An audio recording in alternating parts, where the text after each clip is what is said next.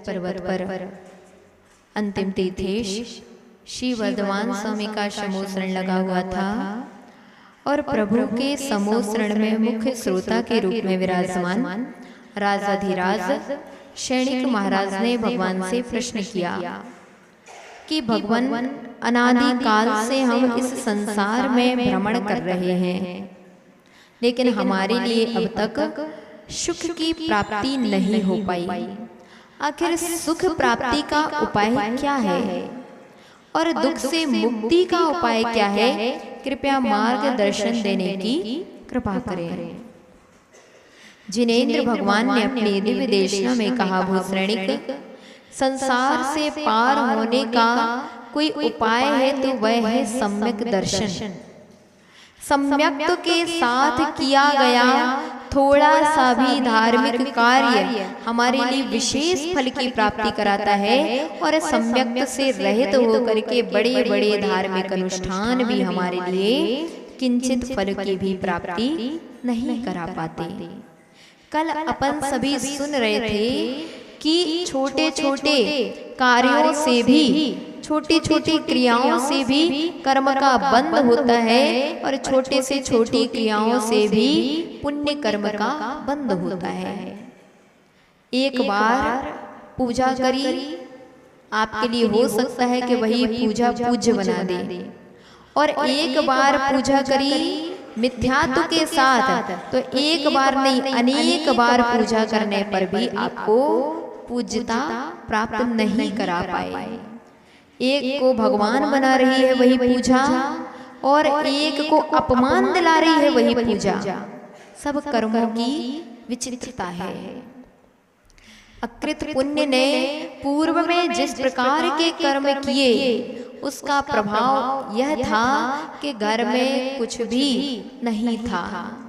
कहा जाता है कई कई भाव में उस जीव ने दुख भोगे और जब कर्म का क्षयोपशम हुआ तब अकृत पुण्य बना था, और अकृत पुण्य बनने के उपरांत भी इतना तीव्र कष्ट उसके जीवन में था कि जो सोचता था उससे विपरीत ही होता था। अपन सुन रहे थे देने वाले ने देना चाहा लेकिन लेने वाला ले नहीं पाया। उसने तो बोरा भर के उसको अनाज दे दिया था, लेकिन कर्म ऐसा था कि वह बोरा भी मुट्ठी भर में परिवर्तित हो गया। क्योंकि जितना भाग्य में मिले होगा उतना ही प्राप्त होगा, बिना भाग्य के उससे बढ़ करके मिल ही नहीं सकता। वही हाल था कृत पुण्य का कि देने वाले ने दिया तो लेकिन मिल नहीं पाया। बोलना था खीर खाना है, बेचारी माँ घर घर में जा करके इनके यहाँ आटा पीसा, उनके यहाँ आटा पीसा, उनके यहाँ आटा पीसा, जैसे तैसे खीर के लिए दूध, शक्कर और चावल ले करके आई। बड़ा मुश्किल होता है जब तीव्र कर्म का उदय होता है तब हलवा खाना। विचार करना पड़ता है कि हलवा खाना तो है लेकिन हलवा आए कहाँ से। कितना मुश्किल होता है जब गरीबी मारती है तब ऐसे ही हाल होते हैं कि उसके लिए इस प्रकार की प्रसंगतियां उत्पन्न हो जाती है। कैसे करें? हम लोगों को एक महिला ने सुनाया, बोले माता जी हम लोगों ने ऐसे भी दिन देखे कि घर में ज्वार बाजरा खाते थे, इनकी रोटियां खाते थे और गेहूं बचा करके रखते थे कि कोई रिश्तेदार आएगा तो उसको गेहूं की रोटी खिलाएंगे। ऐसे दिन भी आज वर्तमान में लोग देख रहे हैं। बोले इतना था ही नहीं कि हम गेहूं पूर्ण रूपेण खरीद सकें और खा सकें। पुण्य है आपका कि आज जो चाहते हैं वह खा पा रहे हैं। उस अकृत पुण्य का पुण्य नहीं था, सो बड़ी मुश्किल से माँ लेकर के आई और खीर बनाई। खीर इतनी ही बनाई थी कि 2 जन अच्छे से खा पाए, कि माँ खा पाए कि बेटा खा पाए, उतनी ही खीर बन पाई थी। और खीर बनाने के उपरांत कुएं से पानी भरने मत चली गई। पहले के समय में सब कुछ शुद्ध हुआ करता था, घर में भोजन शुद्ध बनता था। साधु जब भी आए तो बस लोटा लेकर के, कलश लेकर के खड़ा ही होना पड़ता था। तैयारियां पहले से नहीं करना पड़ती। आज वर्तमान में कितने दिन पहले से विचार करते हैं, चौका लगाना है, उसी की टेंशन है, चौका लगाएं कैसे, किसको बुलाएं, कौन बनाएगा, कौन करेगा, कौन धुनेगा, कौन बुनेगा, यही विकल्प बना रहता है। यानी चौका का तात्पर्य है टेंशन। सच सच सही है। चौका का तात्पर्य है टेंशन। और कितने विकल्प मन में आ जाते हैं, कितनी तैयारियां करना है, ये करना, कौन को बुलाएंगे बनाने के लिए। अरे का बुलाना है बनाने के लिए, जो खुद खाते हैं वही खिलाओ ना।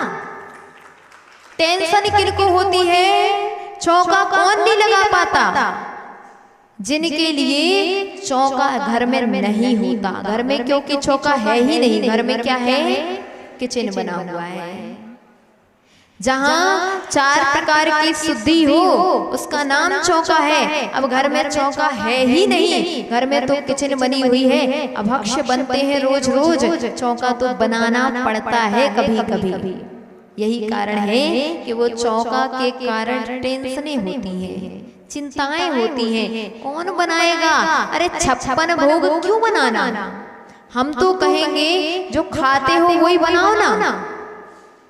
तो ये दाल सब्जी रोटी चावल यही खाते ना, चटनी ज्यादा से ज्यादा, बस इतना ही खुद बनाते हो, खुद खाते हो, बस यही शुद्ध बना करके पड़गाहन करोगे, आपको विशेष पुण्य का आश्रय होगा।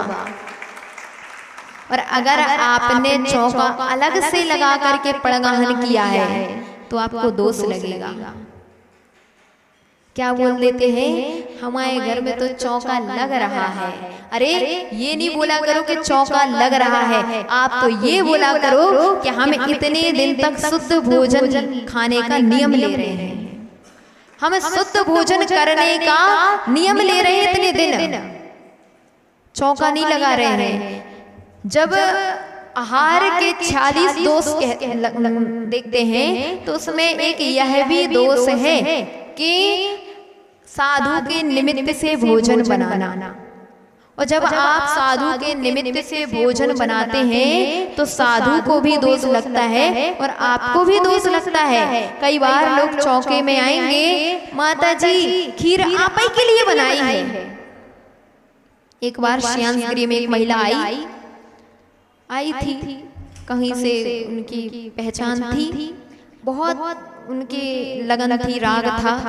उनने सवेरे से आकर के बढ़िया हलवा बनाया। अब हलवा बनाया तो चौके में आई हुई हलवा लेकर के, माता जी आज हमने सवेरे से हम इसीलिए आए थे घर से, 50 किलोमीटर पे चलकर, मतलब गाड़ी से आई, 50 किलोमीटर आकर के उनने सवेरे से हलवा बस बनाया कि आज माता जी को चलाएंगे। अब ये चौका में अड़ गई बिल्कुल, माता जी आप ही के लिए इतनी मेहनत करी है, 50 किलोमीटर दूर से आए हैं, हलवा ले लो, हलवा ले लो। शुरू से बैठ गई, सुबह हलवा ही हलवा, हलवा हलवा हलवा हलवा चिल्लाती रही, बस बार बार दिखाए सो हलवा। अब उनने शुरू ही में एक शब्द बोल दिया था कि आप ही के लिए बनाया है। हमने कहा अब वो हलवा देख तो अच्छा रहा है लेकिन हम लेंगे नहीं, लेना भी था फिर भी हमने नहीं लिया, क्योंकि मुख से बोल दिया था कि आप ही के लिए बनाया है। उद्दिष्ट हो गया। साधु कभी भी अपने मुख से नहीं बोलते कि हमारे लिए ये बना देना, और अगर कोई साधु से बोल दे कि आप ही के लिए बनाया है तो वह सामग्री भी साधु अगर लेते हैं तो उनके लिए दोष लगता है। इसलिए हमने नहीं लिया। शुरू से हो गए लास्ट तक, अंत तक तो उनकी आंखों में आंसू तक आ गए। ले लो माता जी, इतना सा बस ले लो, लगता तो है जिसने इतना पुरुषार्थ किया हो, 50 किलोमीटर गाड़ी से आई हो, पेट्रोल जलाया हो, इतनी मेहनत की हो और फिर साधु अगर ना ले तो दुख तो लगता है। मन में हमारे भी आ रहा था कि बेचारे कितना मेहनत की है, लेकिन क्या करें, तुमने एक गलती कर दी। तुम अपने लिए बनाते फिर हमें चलाते तो हम ले सकते थे, लेकिन तुमने बोल दिया कि आप ही के लिए बनाया। कभी भी श्रावकों को ऐसा बोलना भी नहीं चाहिए। जब भी आहार बनाओ, चौका बनाओ, कोई सामग्री बनाओ तो ये बोलना चाहिए कि हम अपने लिए बना रहे हैं। किसके लिए बना रहे हैं? हम अपने घर परिवार के लिए बना रहे हैं। इसमें से साधु को आहार चलाएंगे। सुनीता भाभी ध्यान रखियो, है नहीं तो माता जी आपके लाने हम मंगोड़ी लिया है। अब माता जी कहे हाउ बढ़िया चटनी और ले आई। सो ठीक है, भक्ति की भाषा है, उन्हें लगता है कि साधु के आहार अच्छे से हो जाए, लेकिन बस दोष नहीं लगाया करो। मंगोड़ी खुद भी खाया करो और साधु को भी चलाया करो, तो विशेष पुण्य का आश्रय होगा। साधु को बस चलाएंगे, साधु को बनाएंगे तो आपने स्वयं ही पुण्य को छीड़ कर लिया। जितना पुण्य लगना चाहिए था उतना नहीं लगा। आज वर्तमान में लोग श्रद्धावान हैं, बस विवेकवान नहीं है। विवेक नहीं है कि हमें क्या करना चाहिए, कैसे करना चाहिए। आप चौका लगाते हो घर में, कभी नहीं बोलना चाहिए कि चौका लगा है साधु के लिए चौका लगा है। साधु के लिए नहीं, हमारे लिए चौका हमने लगाया है। उसमें हम 3 कम 9 कोटि मुनिराजों का पड़गाहन करेंगे। पुण्य की कमी क्यों हो जाती? क्योंकि आपकी भावना केवल होती है बड़े महाराज को पड़गाएंगे, बड़ी माता जी को पड़गाएंगे, मुनि महाराज को ही पड़गाएंगे, ये लक्ष्मिकाओं को नहीं पड़गाएंगे। क्या हुआ? पुण्य की कमी हो गई। अरे जब कलश लेकर के खड़े हुआ करो तब ये सोचा करो कि जितने लोक में साधु हैं हम सभी का पड़गाहन कर रहे हैं। अब देखना, अगर ये परिणामों के साथ आपने पड़गाहन किया, आपने इन परिणामों के साथ चौका लगाया कि हमारे लिए तो शुद्ध भोजन बना है, हमने घर के लिए बनाया है, हम सभी का पड़गाहन करेंगे। जितने लोग भर में साधु हैं सबका पड़गाहन करेंगे। आपके लिए विशेष पुण्य का आश्रय होना प्रारंभ हो जाएगा। अभी पर्युषण आ रहा है और हमें पर्युषण में तो नियम लेके रखना है, जिस घर में जाएंगे सो खड़े हो जाएंगे तो मैं पड़गानी पड़ेगा। हम तो सीढ़ी चढ़ जाएंगे, फिर नहीं कहना है हमारे माता जी बनो नहीं। अब बनो हो चाहे ना बनो हो, पानी पिलाना, हम पानी पी करके आएंगे, लेकिन जाएंगे जरूर।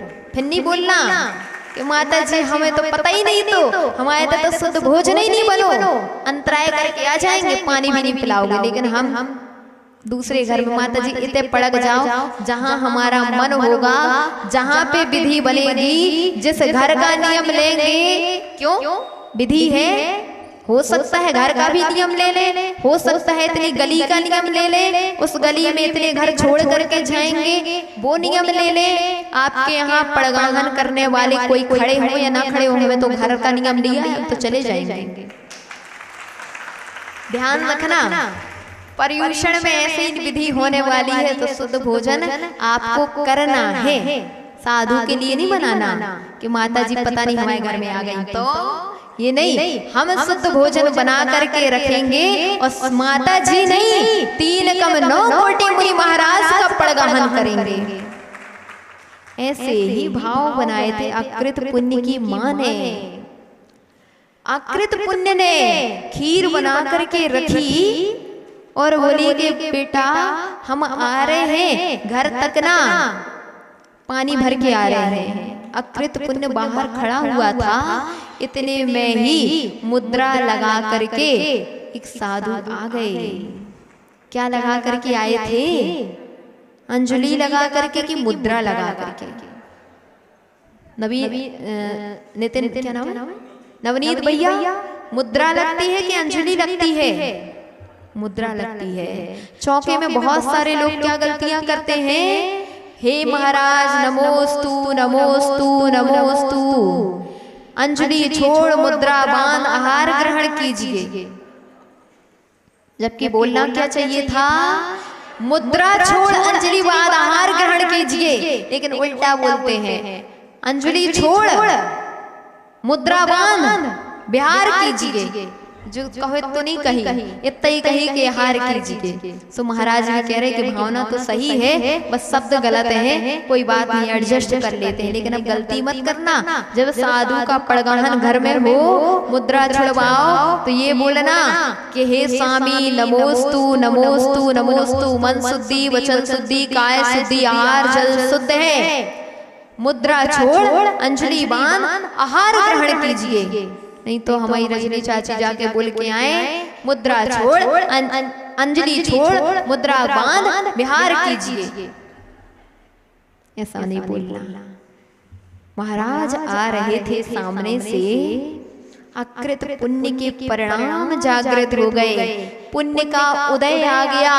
भव भव में जो कर्म किए थे, जो पूर्व पर्याय में देव द्रव्य का हरण किया था, उस कर्म का क्षयोपशम हुआ, क्योंकि कई कई भव दुर्गतियों में भोग लिया था। अब भोग करके वह कर्म मंद पड़ा, तो आज पुण्य के उदय से मुनि महाराज का आगमन हुआ। और जब आगमन हुआ, अकृत पुण्य के भाव बन गए। महाराज रुकिए रुकिए, ठहरिए ठहरिए।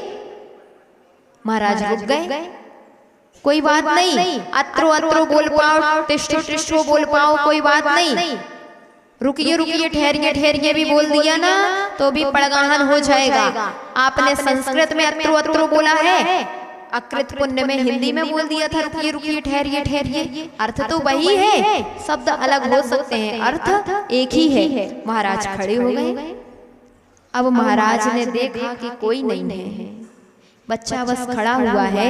महाराज कदम आगे बढ़ाने लगे कि तभी महाराज का उसने पैर पकड़ लिया। महाराज रुको, माँ आ रही है अभी।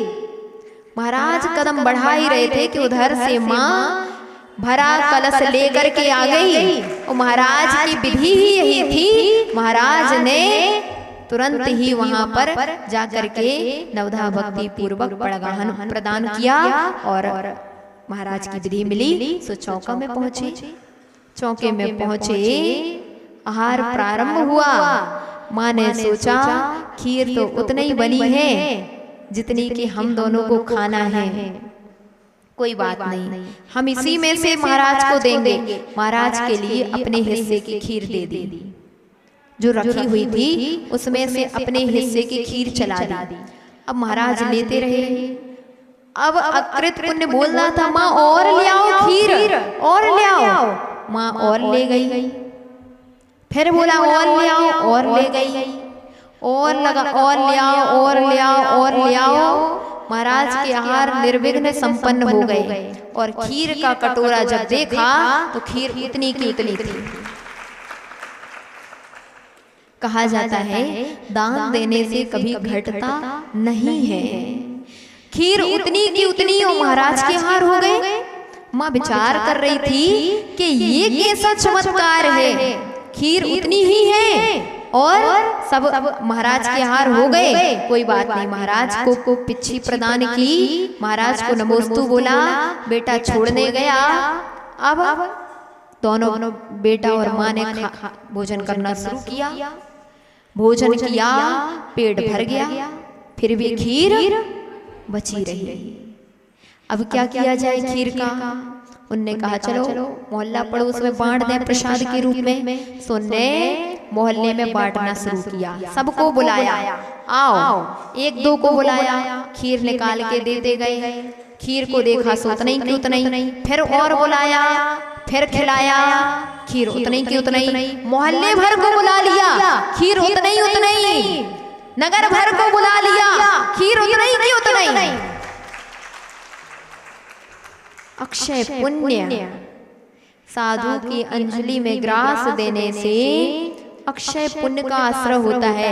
महाराज अक्षीण महानस रिद्धि के धारक थे और खीर पूरे गांव भर ने खा ली, लेकिन खीर खत्म नहीं हुई। क्या प्रभाव है? साधु के आहार जिस घर में होते हैं, लोग कहने लगते माता जी आहार तो पूरे हो गए, थाली पूरी की पूरी रखी है। मतलब तुम्हारे घर में भी चमत्कार है कि थाली रखी रह जाती है, वो तो रोज ही का काम है। रोज हमें एक ही शब्द सुनने मिलता है, माता जी ने तो कछु नहीं लिया, माता जी ने तो कुछ भी नहीं लिया, थाली तो वैसी की वैसी भरी पड़ी है। हम कहने लगते भैया तुम्हारे घर का चमत्कार है कि थाली भरी है और साधु के हार हो गए। अरे थाली नहीं भरी, आपका पुण्य भरा है कि आपके लिए ऐसे परिणाम हो रहे हैं, वरना लोभ होता तो इतना इतना परसते।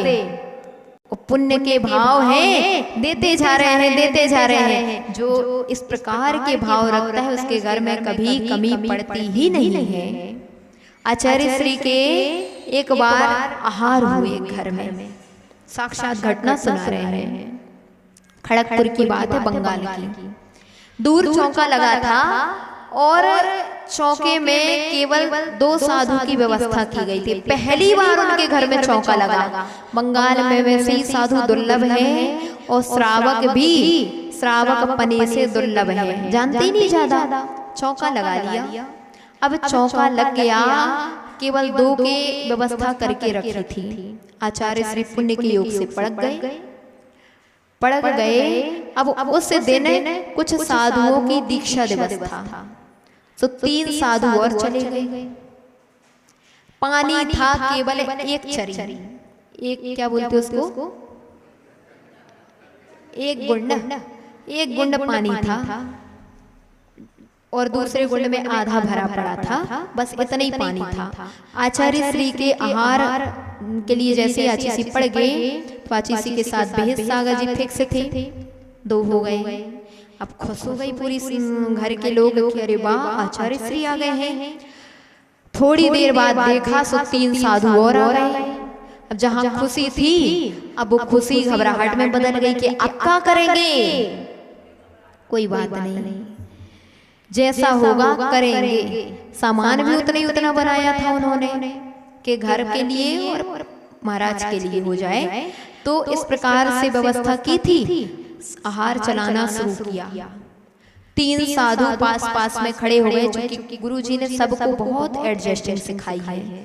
आचार्य श्री ने कभी श्रावकों को गुस्सा करना नहीं सिखाया, जब भी सिखाया तो यही सिखाया कि भैया आहार करने जाना, लेकिन थाली में छेद करके नहीं आना। कभी ये कह करके मत आना कि तुम्हारे चौके में ऐसा बना था। अरे पुण्य का योग है कि श्रावक ने चौका लगाया है, तुम्हारे लिए पड़गाहन किया है, इतनी व्यवस्था की है, तो तुम्हारा कर्तव्य है आशीर्वाद दो। उनके लिए बातें ना सुनाओ कि तुमने ऐसा बनाया, तुमने ऐसी तैयारी की, जब नहीं थी तुम्हारे यहाँ व्यवस्था तो चौका क्यों लगाया। कभी नहीं बोलना चाहिए। और व्रतियों का भी कर्तव्य है कि कभी इस प्रकार की बातें श्रावकों को नहीं सुनाना चाहिए कि देखो अब हम क्या चलाएं, कैसे बनाओ तुमने, कभी नहीं बोलना चाहिए। वैसे बोलती तो नहीं है, बोलना भी नहीं चाहिए, क्योंकि साधु के लिए उनने श्रद्धा से चौका लगाया है। साधु ने उनसे कर्ज नहीं लिया कि नहीं तुम्हें लगाना ही पड़ेगा, श्रद्धा से लगाया है, फिर तुम्हें बातें सुनाने का भी हक नहीं है। इसलिए कभी भी इस प्रकार की गलतियां नहीं, आचार्य श्री हमेशा सिखाते थे। और उसका यह प्रभाव है कि साधु अपने संग के जो भी जाते थे, कभी उन्होंने इस प्रकार की चर्चाएं कभी श्रावकों से कही ही नहीं। श्रवण बेलगोला में जब 350 पिच्छी पहुंची, 350 पिच्छियों थी, उधर अन्य संघों की, और इतने ही चौके लगते थे वहां 200-250 महामस्तकाभिषेक के समय। तो जब आचार्य श्री के संग के साधु उस चौके में पहुंचते थे तो वहां के श्रावक अपने आप समझ जाते थे कि जे विराट सागर जी के शिष्य हैं। बताना नहीं पड़ता था। क्योंकि एडजस्टिंग जैसा है ठीक है, मौन होकर के बिना इशारे करके हार करके आते थे। और श्रावक अपने आप किसके हार हुए थे? विराग सागर जी के शिष्यों के कोई के हार हुए, नाम नहीं है मालूम। ये सिखाया है पूज्य आचार्य श्री ने। यही प्रकार की भावनाएं, इसी प्रकार की शिक्षा हम लोगों को लिए दी। और आज ये प्रभाव है कि हर एक शिष्य रत्नों के समान भारत देश में चमक रहा है। कोई भी शिष्य को देख लो, एक एक शिष्य अपने आप में महान है। आचार्य श्री के आहार वहां पे हुए, सारे साधु और पहुंचे हुए थे, उनके भी आहार प्रारंभ हुए। प्रभाव ये रहा, सबके लिए सामग्री चलती गई, एक भी कमी नहीं आई। और अंत में जो 1-1.5 गुंड पानी था, उसमें भी पानी बचा रहा, पानी भी खत्म नहीं हुआ। अंत में व्रतियों के आहार भी हो गए उस चौके में, आहार खत्म नहीं हुए। श्रावक घर से आकर के बताने आए कि महाराज आज तो चमत्कार हो गया। बोले क्या चमत्कार हो गया? बोले हमने जितनी तैयारी करी थी उससे कहीं बढ़ कर के आए थे, लेकिन प्रभाव चमत्कार ये था आपका कि साधुओं के आहार हो गए, लेकिन इतना सा भी कम नहीं पड़ा। ये प्रभाव होता है। इसलिए कोई विकल्प नहीं करना चाहिए। लोगों के मन में विकल्प आ जाते हैं, खत्म हो गया तो, कम पड़ गया तो इतना खर्चा होगा। कई लोग तो गणना लगाते हैं, खाने के खर्चा का ध्यान नहीं रखेंगे, लेकिन साधु के चौके के खर्चे का जरूर याद कर लेंगे। इतने के फल आए थे, इतने की सब्जी आई थी, इतना चौका में खर्चा हो गया। यही कारण है कि पुण्य नहीं लग रहा, क्योंकि आप साधु को आहार करा के भी खर्चे की लिस्ट बनाते हैं। अब कभी मत बनाना, जब भी साधु का चौका लगाना, दान दे मन हर्ष विशेखे, ये परिणाम अगर आ गए तो आपके लिए भी वैसे ही पुण्य का आश्रय होगा जैसे कि अकृत पुण्य के लिए पुण्य का आश्रय हुआ था। आहार हो गए, गांव भर ने आहार भोजन कर लिया, लेकिन खत्म नहीं हुआ। अगर इस प्रकार के परिणाम रखे तो ये प्रभाव है दान का, और ये प्रभाव है दान हरण का। एक ही उदाहरण अकृत पुण्य का समझ लेना चाहिए कि एक पर्याय में दान हरण किया था, सुख कितनी पर्याय भोगना पड़ा, और एक पर्याय में दान दिया था, अगली ही पर्याय में धन्य कुमार बने और निर्वाण को प्राप्त कर गए। इसलिए विचार करना चाहिए, चिंतन करना चाहिए कि हम कितने सारे विकल्पों को मन में ला करके रखते हैं। देने में भी विकल्प आते हैं, लेने में भी विकल्प आते हैं। बोलियां ले कि ना ले, मंदिर में दान दे कि ना दे, विचार आने लग जाते हैं। बोली भी ले ली, अब दान में वो पैसा चुका करके आए कि ना आए। उनने नहीं दिया, उनने नहीं दिया, उनने नहीं दिया, उनने नहीं दिया, उनने नहीं दिया, हम क्यों दें? अरे भैया सबने नहीं दिया, सब नरक जाएंगे तो तुम भी नरक जाओगे क्या? कुआं में सब कूद रहे थे तो बोले सब कूद रहे थे तो हम भी कूद गए। अरे समझदारी ये होती कि कुआं में कूदने से हमारी क्षति होगी। ऐसे ही विचार करना चाहिए दान देने के विषय में। उनने नहीं दिया तो वो भोगेंगे, और हम नहीं देंगे तो हम भोगेंगे। इसलिए दान का पैसा कभी खाना नहीं चाहिए। समझ लेना, जो हमने दान का बोल दिया है वह हमारा अब रह ही नहीं गया, वो निकाल दो। सामर्थ्य के अनुसार बोलियां लेना, जितनी सक्षमता है उतनी बोलियां लेना।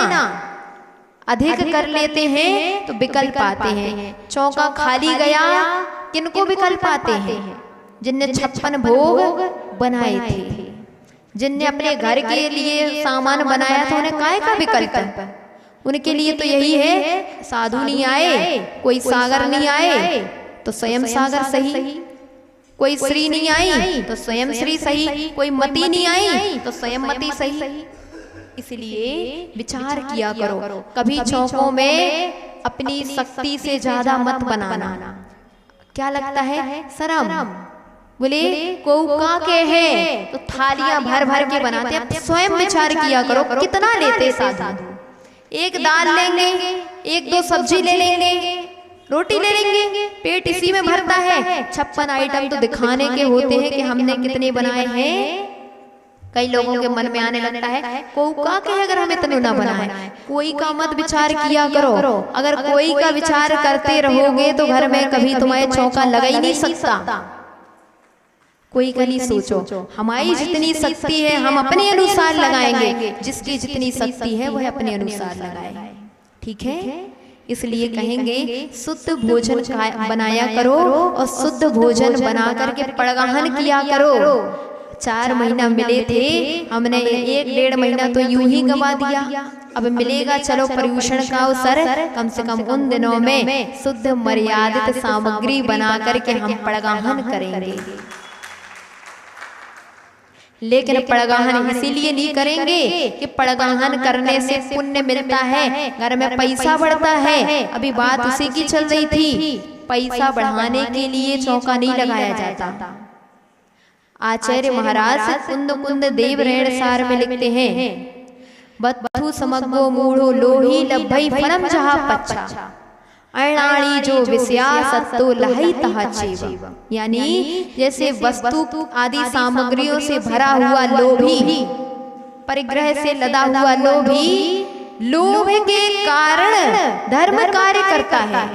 क्यों धर्म कार्य कर रहे हैं? लोभ के कारण पैसा बढ़े, धन बढ़े, वैभव बढ़े, अकृत पुण्य जैसी संपत्ति बढ़े। नहीं, संपत्ति नहीं बढ़े। संपत्ति की चाह में कभी चौका नहीं लगाना, संपत्ति की चाह में कभी भगवान का अभिषेक मत करना। अरे आपका अभिषेक करके आपको दान दे करके जिन गुण संपत्ति मिल जाए, ये भावना बनाना। क्योंकि जो व्यक्ति अनाज बोता है तो भूसा तो फ्री में मिलता है। चक्केश भाई साहब, अनाज बोएगा तो अनाज तो मिलेगा, सो मिलेगा। भूसा पीछे क्या नाम है? राकेश, ये सब चश्मे वाले भैया पीछे बैठे हैं। अनिल भाई साहब, अनाज बोएंगे तो अनाज के बदले अनाज मिलेगा कि नहीं मिलेगा? पक्का मिलेगा। तो हमारे लिए अनाज की इच्छा करनी चाहिए कि भूसा की इच्छा करनी चाहिए? लेकिन पागलपन है कि हम लोग क्या करते हैं, हम अनाज बो करके बोलते भगवान भूसा दे देना, बस भूसा दे देना। ऐसे ही भगवान के चरणों में आते हैं, पूजा करते हैं, अभिषेक करते हैं, दान देते हैं, सब कुछ करते हैं। भगवान बस बेटा का ब्याह करवा देना। वो भगवान मुस्कुराते हैं आपको देख करके। देखो जरा, वे मुस्कुरा रहे हैं कि मूर्ख चंद्र, ये पागल सोने चांदी की दुकान में लौकी खरीदने आया है। बेटा खरीद लो तुम्हारे लिए लौकी फ्री। भगवान क्या कहते हैं? तुम्हारे लिए लौकी ले जाओ, तुम्हारे लिए मिल गया, बेटा का ब्याह हो गया। लो 4 पहिए चाहिए थी, मिल गई। जबकि भगवान की भक्ति से तो जिन गुण संपत्ति मिलना चाहिए थी, तुम थक गए और तुम खुश हो रहे हो। अरे वाह, सब भगवान की कृपा है। हमने कहा था कि 4 पहिया पड़ोसी के यहाँ है तो हमारे यहाँ भी आ जाए, तो आ गई। सब भगवान की कृपा है। 4 पहिया नहीं, तुम्हारे लिए तो विमानों का वास मिलना चाहिए था।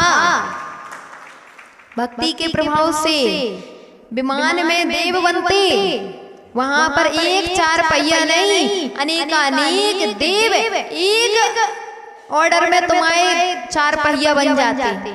वहां रहते हैं आभियोग्य जाति के देव, वह आभियोग्य जाति के देवों के लिए बड़े देव ऑर्डर देते हैं, जाओ बेटा हाथी बनो, और वो हाथी बन जाते हैं। जाओ रथ बनो, वो रथ बन जाते हैं। ऐसे तुम मंगा रहे थे इधर पे क्या? 4 पहिया।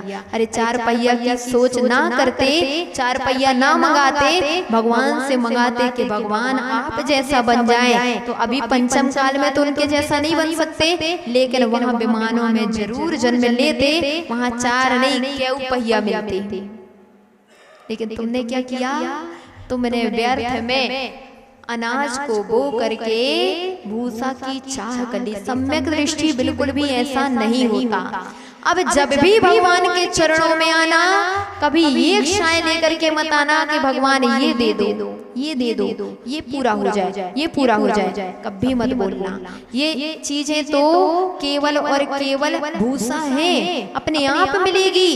आचार्य समंत भद्र मुनि महाराज लिखते हैं रत्नकरंडक श्रावकाचार में, निस्तीरम अभ्युदयम, यानी भगवान निश्चय सुख भी देने वाले हैं और अभ्युदय सुख भी देने वाले हैं। यानी जो भगवान से निश्रेयस सुख, यानी जिन गुण संपत्ति की भावना भाता है कि भगवान हम आपके जैसे बन जाए, तो उसको अभ्युदय सुख तो अपने आप मिल जाते हैं, मांगना नहीं पड़ता। चक्रवर्ती कैसे बनते हैं?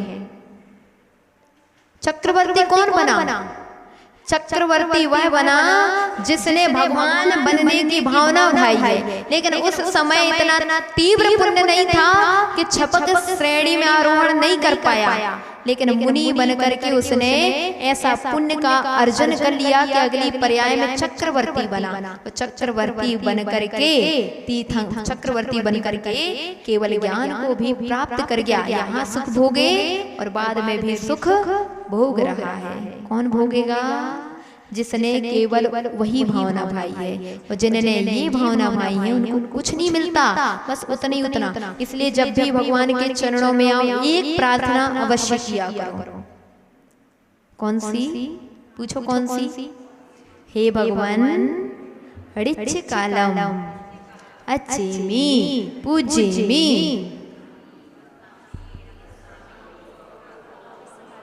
याद है? सबको याद है? प्रतिदिन भगवान के चरणों में आकर के उनके दर्शन करके, परिक्रमा लगा करके, अर्घ चढ़ा करके, गवासन में बैठ करके प्रतिदिन ये भावना जरूर भाना चाहिए, हे भगवान ऋच कालम अच्छेमी पूजेमी वंदामी नमस्सामी दुख खौ कम खौ बोहि लाओ सुगई गमणम समाहि मरणम। जिन गुण संपत्ति, कल पुनः इसके बारे में अपन सुनेंगे, समय हो चुका है। ये क्यों मांगना है? ये जो हमने ये लाइन पढ़ी है, इसका क्या फल मिलेगा, कल पुनः इसके बारे में चर्चा करेंगे। जय बोले आदिनाथ भगवान की।